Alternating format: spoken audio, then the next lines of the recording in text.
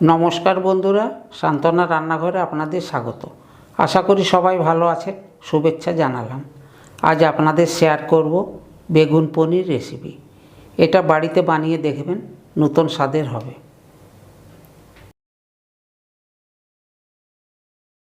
বেগুন পনির বানানোর জন্য আমি নিয়েছি 300 গ্রাম বেগুন, এরকম কেটে নিয়েছি।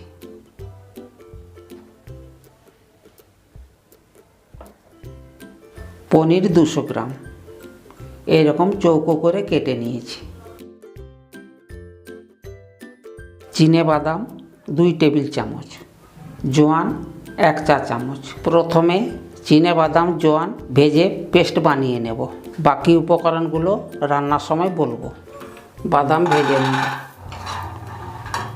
বাদাম অল্প ভাজা হয়েছে, এরপরে জোয়ান দিলাম।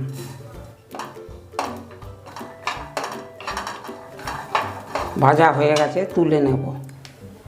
ভাজা চিনেবাদাম জোয়ান পেস্ট করে নিয়েছি, ঢেলে দিলাম।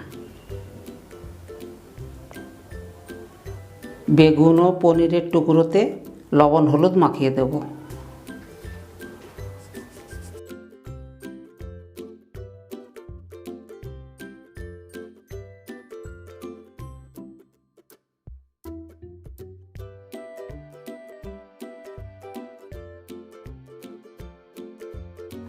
কড়াই গরম হয়ে গেছে, সাদা তেল 2 চামচ দিলাম।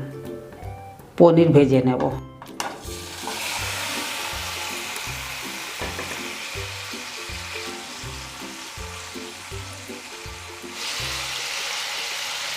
পনির ভাজা হয়ে গেছে, তুলে নেব।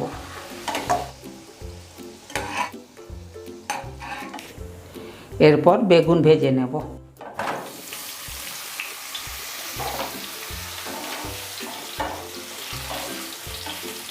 আমরা যে রকম বেগুন ভাজা করি তার চাইতে একটু কম ভাজা হবে।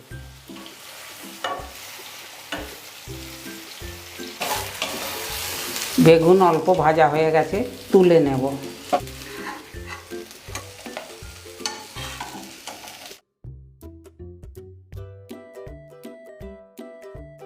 কড়াইতে 1 চামচ সরষের তেল দিলাম। গোটা গরম মশলা, একটা শুকনো লঙ্কা দিলাম। পেঁয়াজ 2 টেবিল চামচ দিলাম।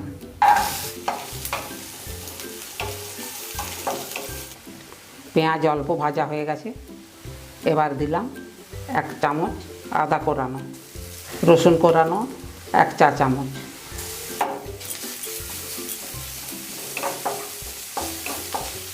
ভালো করে ভেজে নেব। টমেটো সস 1 চামচ দিলাম।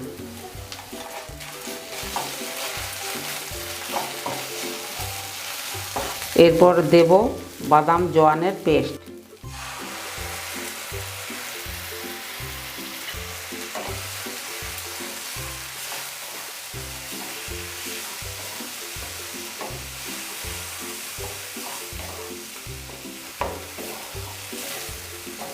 স্বাদ অনুযায়ী লবণ দিলাম।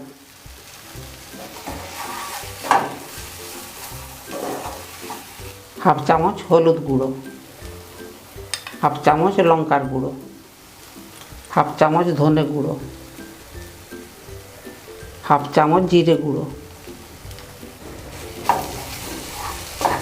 ভালো করে কষিয়ে নেব। মশলা কষানো হয়ে গেছে, 2 কাপ জল দিলাম।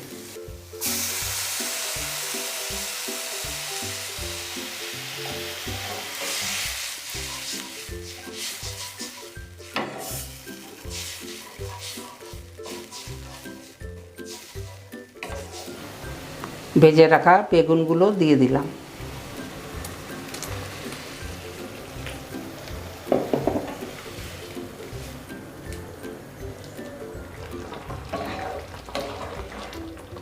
ভেজে রাখা পনিরের টুকরোগুলো দিয়ে দিলাম।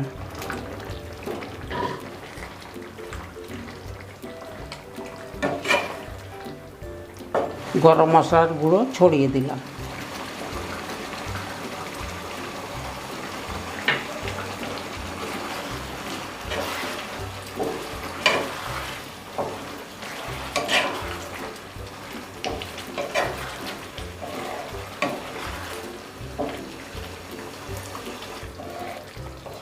রান্নাটা হয়ে গেছে, এবার নামিয়ে নেব।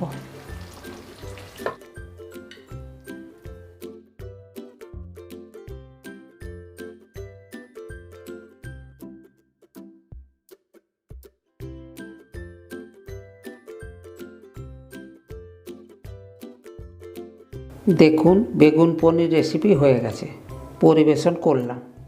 নমস্কার, ধন্যবাদ।